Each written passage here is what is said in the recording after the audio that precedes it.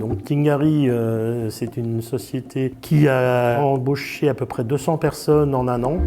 En parallèle, est passé d'une surface de 700 m² à une surface de 400 m². Et donc, on a voulu accompagner cette réduction de surface, puisqu'on a détourné les anciens bureaux individuels pour en faire des salles de réunion et on a transformé des bureaux plus ou moins collectifs en bureaux flex.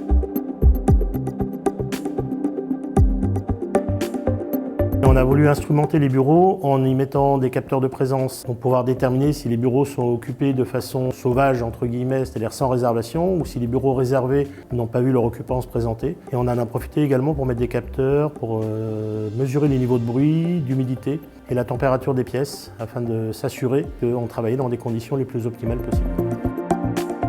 La partie zèbre a été aussi simple que le choix qui a conduit à la choisir, c'est-à-dire pas d'infrastructure à poser.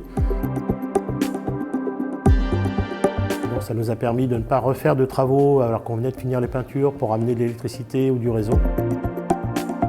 Alors chacun effectivement a un casier, ce qui est une nouveauté. On a souhaité que chaque utilisateur puisse disposer d'un casier qui ferme à clé, il pourra les réserver via une application. Puisqu'on a des collaborateurs itinérants qui travaillent en région mais qui viennent régulièrement au siège.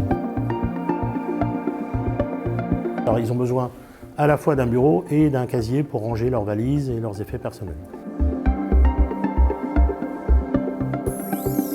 Effectivement, on a mis beaucoup de technologie. Moi, je l'ai souhaité la plus invisible possible. C'est comme ça que je conçois l'IT, c'est-à-dire que ça doit rendre service, mais ça ne doit pas prendre de place et ça ne doit pas occuper les esprits. Et la part de l'investissement IT représente moins de 1% de l'investissement total. Petit budget et grands effets.